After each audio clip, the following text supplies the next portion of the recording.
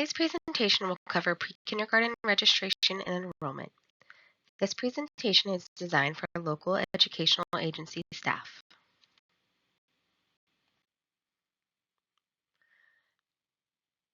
Please see common acronyms used in today's presentation.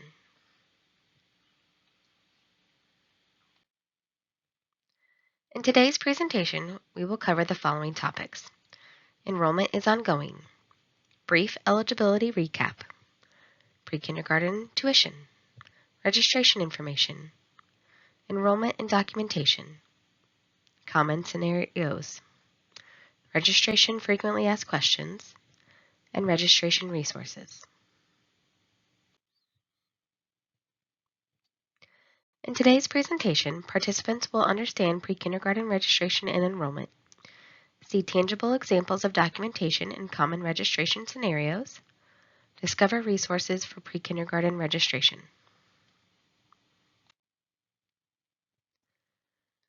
As local educational agencies prepare for the upcoming school year, we want to remind everyone that pre-kindergarten enrollment is ongoing. While there is a big push for pre-kindergarten registration in the spring and at the beginning of the year, families may enroll eligible children throughout the school year. Our goal is to ensure that all eligible pre-kindergarten students have access to the program, and therefore it is important that this is communicated to families that they may return to register their child at any time during the school year should there be any changes in their eligibility status, such as with income.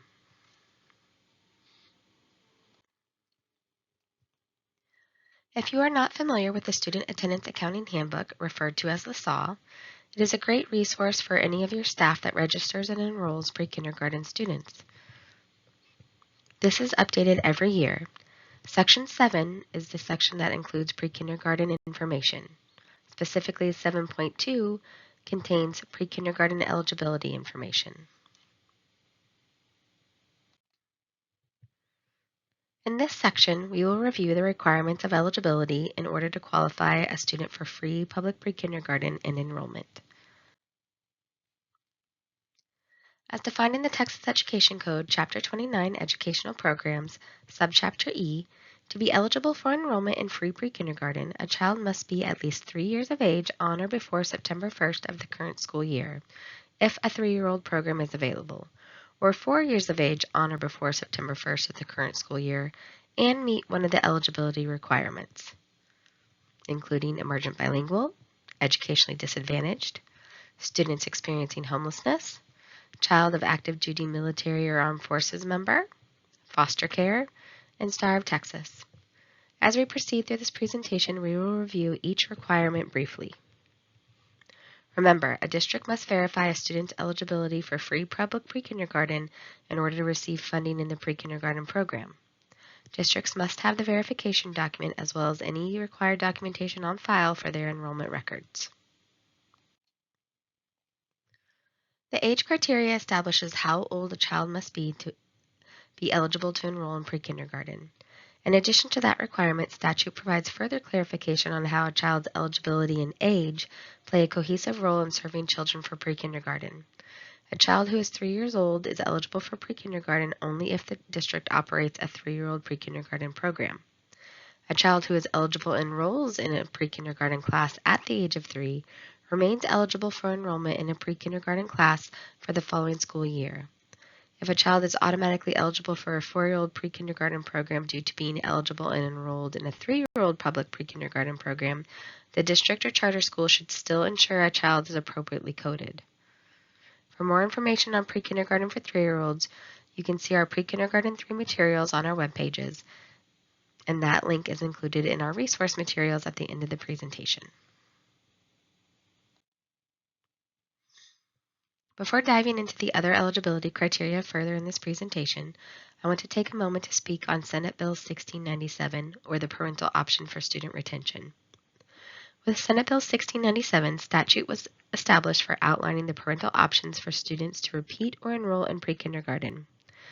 Under this statute, a parent can request that a child enroll in pre-kindergarten if the child would have been eligible to enroll during the previous school year under the Texas Education Code 29.153B, and the child has not yet enrolled in kindergarten.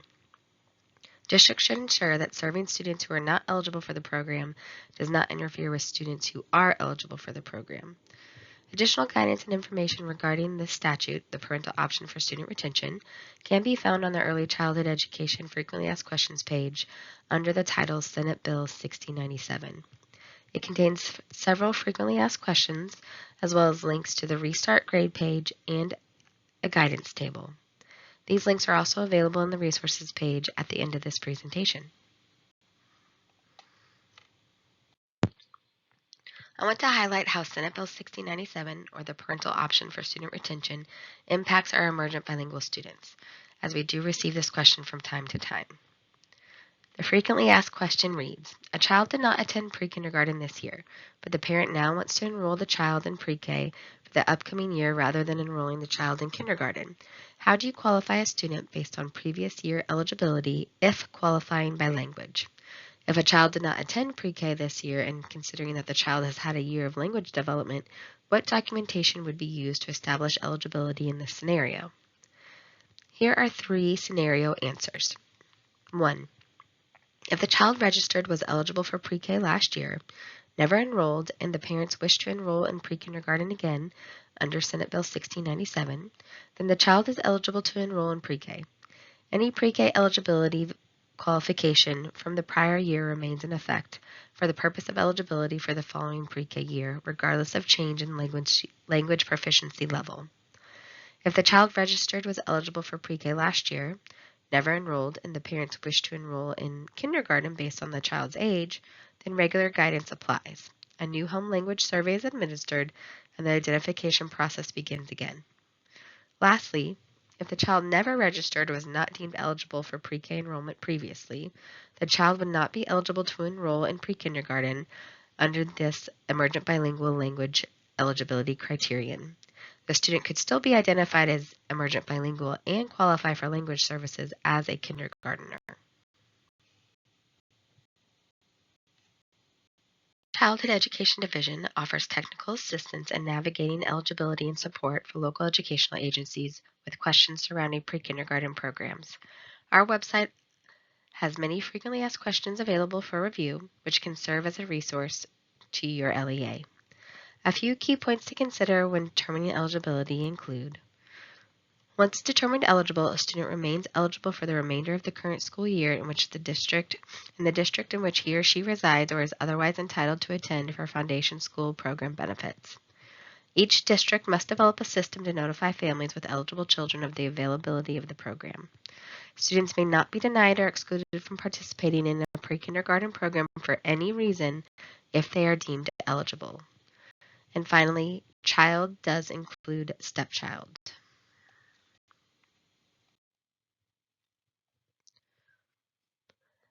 As local educational agencies prepare for pre-kindergarten, LEA should implement an enrollment process and education information that enables families to complete enrollment in a timely manner that fits the needs of families being served. LEA should provide assistance when needed to acquire the necessary documentation, for example, a birth certificate. LEA should implement an enrollment plan across all campuses that address all the steps for completing pre-kindergarten enrollment, including potentially a day or week with extended hours to accommodate family schedules and provide enrollment information to families in a manner in which they can understand. Understanding the population of eligible 3- and 4-year-old students in the area helps local educational agencies become more prepared for enrollment and planning for pre-kindergarten programs. TEA can assist LEAs in better understanding eligibility estimates in their area. The Texas Public Education Information Resource, or TPER, is a website that provides reports and data on Texas educational topics, including pre-kindergarten. TPER has 3 reports on pre-kindergarten, including the Pre-Kindergarten Programs Report that shows student enrollment. Another way to prepare for registration is to better understand the number of eligible students who live in the area.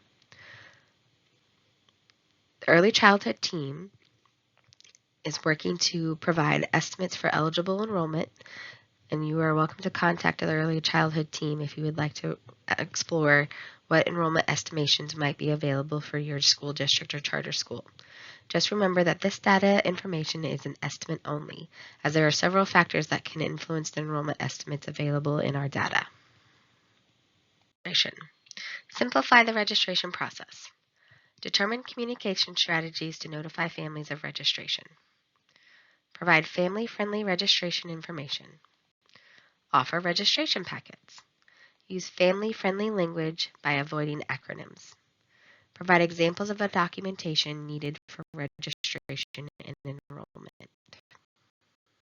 Section, we will review brief enrollment differences between Pre-K 3 and Pre-K 4, as well as expand on each pre-kindergarten eligibility criteria.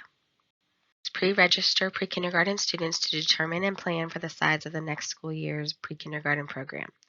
Districts may begin the process to verify eligibility on or after April 1st of each year. Once a child is determined to be eligible, they remain eligible without re-verification prior to the next school year. While verification of eligibility, which includes collection of documentation for any of the eligibility criteria listed, may not begin until April 1st of each year, districts may begin communications about pre-kindergarten programs and begin collecting preliminary registration information, such as student and parent contact information, on January 1st of each year. Attendance Accounting Handbook, and we just like to provide the reminder of how this can be useful and what the timeline could look like in preparing for pre-kindergarten registration and enrollment. Remember, on or after April 1st, local educational agencies can begin to verify eligibility for free public pre-kindergarten by collecting the appropriate documentation. This will also help local educational agencies to continue to plan classrooms and class size, and remembering that all eligible 4-year-old students must be served in full-day pre-kindergarten. Here is some brief Pre-Kindergarten 3 program information. It is a local decision to serve 3-year-olds. Pre-Kindergarten 3 eligibility requirements are the exact same as Pre-Kindergarten 4. And eligible Pre-Kindergarten 3 students do generate half-day average daily attendance, or ADA, which is the same as eligible Pre-Kindergarten 4 students. If an LEA does decide to serve 3s, not all 3-year-olds must be served. Therefore, wait lists and lotteries are acceptable for a Pre-Kindergarten 3 program. Another thing to note is that eligible and enrolled Pre-K 3 students are automatically eligible for Pre-Kindergarten 4 the following school year. It is also recommended that LEAs collaborate with local child care providers or Head Start programs before making the decision to serve 3-year-olds. All students need to have documentation of their age, such as a birth certificate, proof of address, the parent ID, and a copy of their immunization records. Obtaining proof that the student enrolling is 3 or 4 years old as of that September 1st deadline of the current school year is extremely important, after which pre-kindergarten staff can determine eligibility for free public pre-kindergarten based on the additional pre-kindergarten eligibility criteria. For parents who might need support in finding proof of age, any of the following documents is acceptable for that proof of identity and age, including things like the birth certificate, passport, and various other records, as you can see on the screen. As a reminder, once age has been verified, the student must meet one of the following eligibility criteria to receive free public pre-kindergarten. Unable to speak or comprehend the English language, is considered educationally disadvantaged, is considered homeless, is the child of an active duty military or armed forces member, is the child of a military or armed forces member who was injured or killed while serving active duty, is or ever has been in the foster care, either in Texas or another state or territory, or is the child of a person who has received the Star of Texas Award. Next, we will go into each individual eligibility criteria, beginning with emergent bilingual student eligibility. The identification process for this criterion. There is a standardized letter with 3 questions. If the response to any of these questions includes a language other than English, the identification process does begin. If there are any questions regarding the home language survey, it is important to reach out to your counterparts in the Emergent Bilingual Division at your local school district or charter school. To offer a bilingual program with Spanish as the primary or partner language, then any student identified as an emergent bilingual who has Spanish as a home language has a right to the access the bilingual program regardless of language proficiency levels. As part of the identification process for free public pre-kindergarten, those documentations would include the home language survey, the single statewide identification assessment, and the LPAC decision to formally identify a student and make the program identification recommendation. Here you can find resources for students who are considered emergent bilingual for the purposes of pre-kindergarten eligibility. Here you have resources regarding the home language survey and identification questions, resources for emergent bilingual students who might also be served by special education, and further resources for the last links identification assessment information.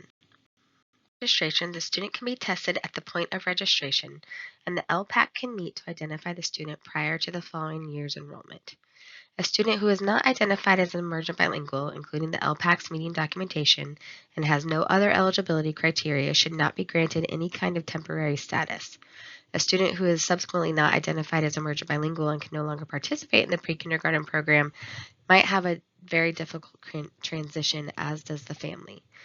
As such, it is important and a best practice to ensure that if a student can qualify immediately under any of the other eligibility criterion and then complete the emergent bilingual identification process as soon as possible, that temporary placement or placement pending emergent bilingual identification is not used. Next, we have the criteria for educationally disadvantaged. Educationally disadvantaged makes up the largest percentage of children who are eligible for free public pre-kindergarten. A district must verify and document that a student is considered educationally disadvantaged, either because the student's family income meets requirements for participation in the National School Lunch Program, or because of categorical eligibility for the National School Lunch Program. The National School Lunch Program, or NSLP, is a federal program governed by the Texas Department of Agriculture. To learn more and to view the NSLP guidelines, please visit squaremeals.org or speak with your local child nutrition director. Additionally, squaremeals.org, or the Texas Department of Agriculture, produces the Administrator's Reference Manual, or ARM. Sections 3, 4, and 6 are most helpful in providing documentation, examples, and other information. Documentation for being considered educationally disadvantaged could include things like income qualifiers, including a current paycheck stub, current tax return if self-employed, possible current TANF or SNAP eligibility letters. The National School Lunch Program also has categorical qualifiers, which automatically qualify a student for free or reduced lunch.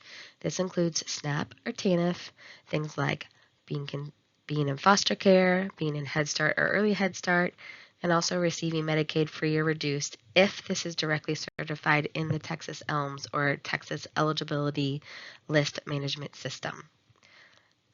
For more support, you can speak to your district's child nutrition director or use the ARM for resources for documentation. Additionally, we want to provide some clarity and provide tips for this eligibility criterion.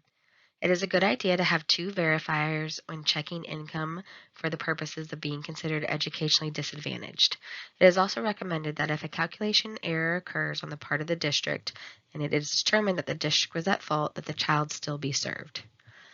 Also, economically disadvantaged status is separate from a student being considered educationally disadvantaged. As such, it is recommended to develop a process to include the ECHO-DIS application sometime after July 1st. Some ideas for this could be to include a welcome packet for families to pre-kindergarten, which includes the ECHO-DIS application either as local application or federal application.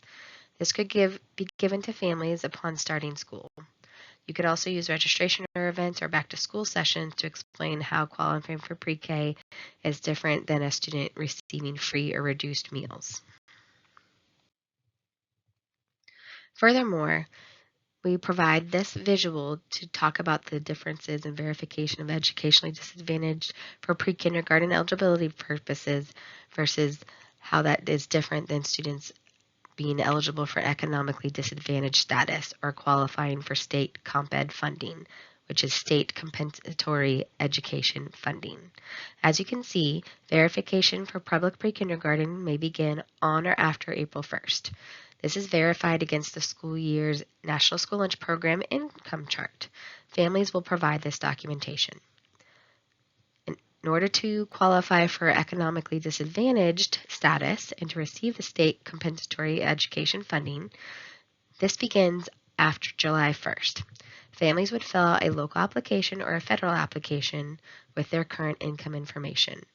Based on that application, students are then determined to be ECODIS and then coded accordingly.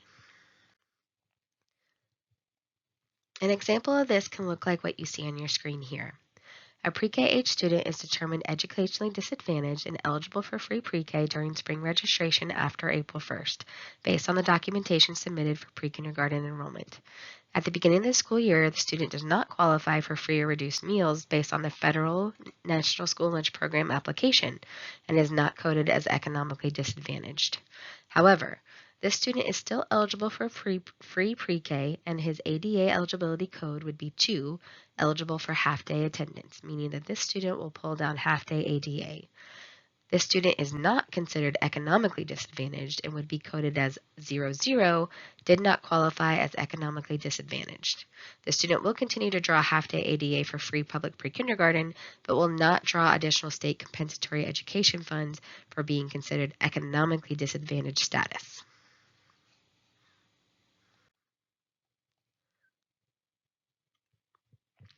More assistance for economically disadvantaged students. We encourage local educational agencies to work with their education service centers, including their education service center data champions. You can also seek support from your local child nutrition director or departments. As such, we are not the experts when it comes to PEEMS nor the National School Lunch Program. These are just tips and tricks to help you when communicating with your PEEMS or child nutrition director staff. Additionally, those with teal access can submit a TIMS ticket when there is a coding question. There is additional guidance in TWEDS, as when it comes to National School Lunch Program and those pieces, there are various methods in which the National School Lunch Program is administered. Furthermore, districts or charter schools can contact the State Compensatory Education Team and or the Texas Department of Agriculture for specific questions. There are some state comp ed resources which are linked on this slide. Additionally, for the school year 25-26, the income guidelines are available for the National School Lunch Program. These are available at squaremeals.org on the link that you see on the slide. In order to find a specific income eligibility guidelines, you would click on the little plus sign that says the following guidelines apply to the CACFP, NSLP, SBP, and SFSP. Clicking that little plus mark will show you the table. Please ensure that you are looking at the table for the school year 25-26, and it would say July 1st, 2025 through June 30th, 2026. Next, we have the criteria for students experiencing homelessness. To be eligible based on homelessness, the district local homeless education liaison identifies the student as homeless regardless of the residence of the child, of either parent, or of the child's guardian or other person having lawful control of the child. This process is usually indicated by the homeless education liaison and would be able to provide acceptable forms of documentation. Next, we have the criteria for military service. This will include those children of active duty military and those children of military members who are injured or killed while serving active duty. When determining a student's pre-kindergarten eligibility on the basis of membership of a parent in the armed forces, those who qualify as a member of the armed forces include active duty uniform members of the U.S. Army, Navy, Marine Corps, Air Force, or Coast Guard who have eligible children residing in Texas. Activated or mobilized uniformed members of the Texas National Guard, Army or Air Guard, or activated or mobilized members of the reserve components of the U.S. Army, Navy, Marine Corps, Air Force, or Coast Guard who have eligible children residing in Texas. Additionally, children of uniformed service members who are missing in action or who are injured or killed while serving active duty military or armed forces. For documentation, there are several pieces that can serve as proof for the child of a member of the armed forces. District employees should not make a copy of a member or student's Department of Defense photo identification. Instead, a policy should be in place at the school district or charter school to verify that a Department of Defense photo identification and documentation was used, including the district's employee's printed name, signature, and date of verification.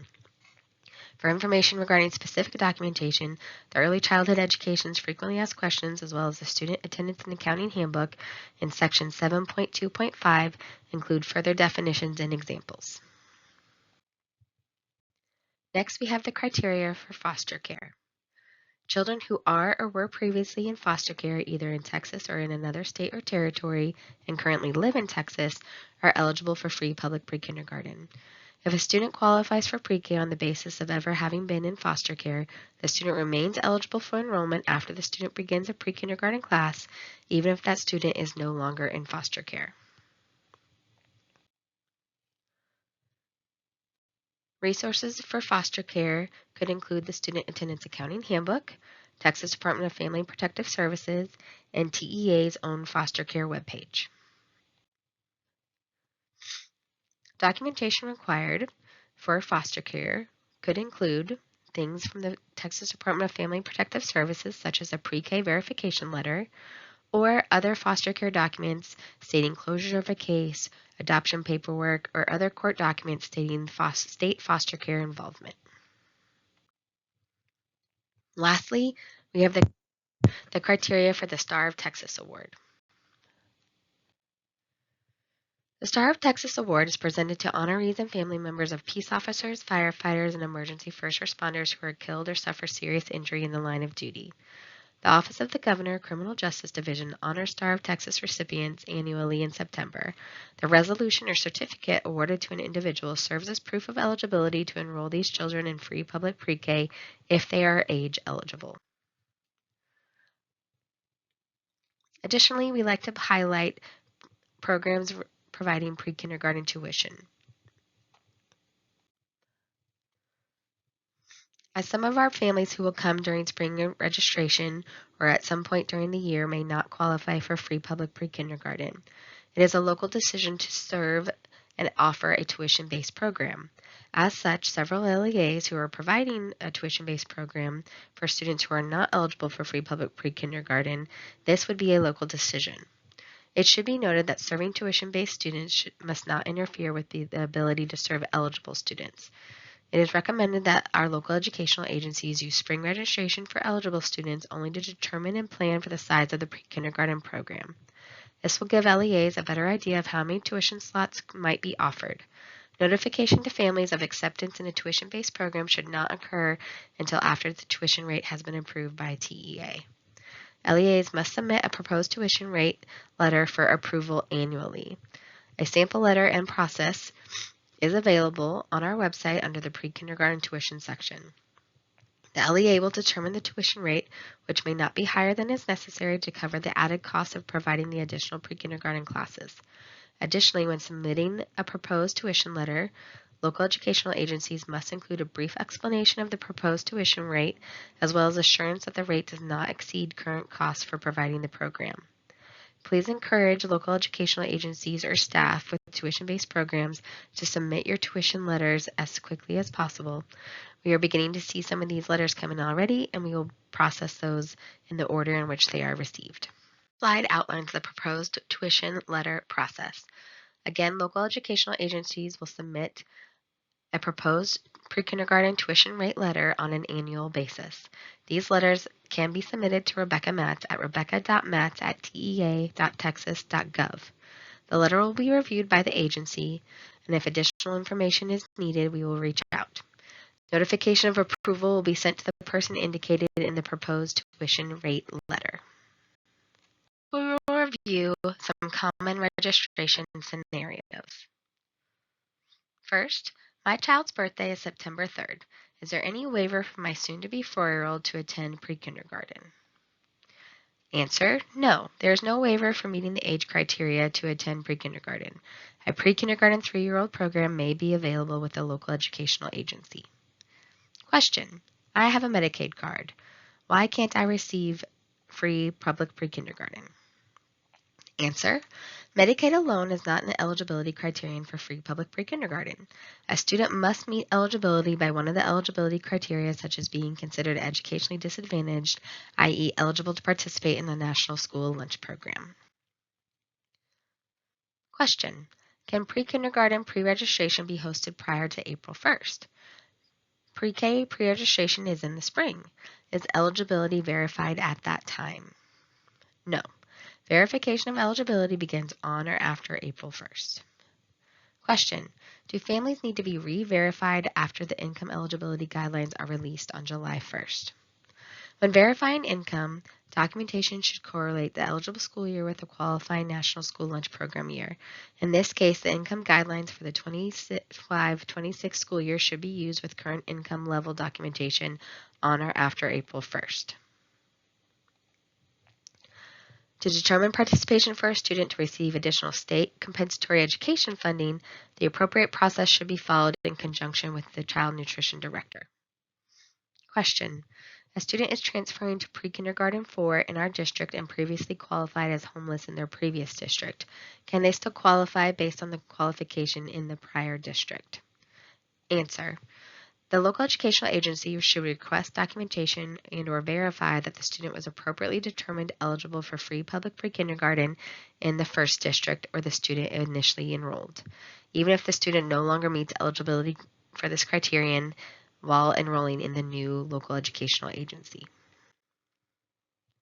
Any additional questions can always be sent to the Early Childhood Education Division through our Early Childhood Support Portal. This would include any lingering questions for registration or enrollment. Now we will go through some registration resources and any other supports. The pre-kindergarten registration and enrollment page is a helpful resource that will include resources for pre-kindergarten registration and enrollment webinars, as well as the pre-kindergarten resources for pre-K3 programs.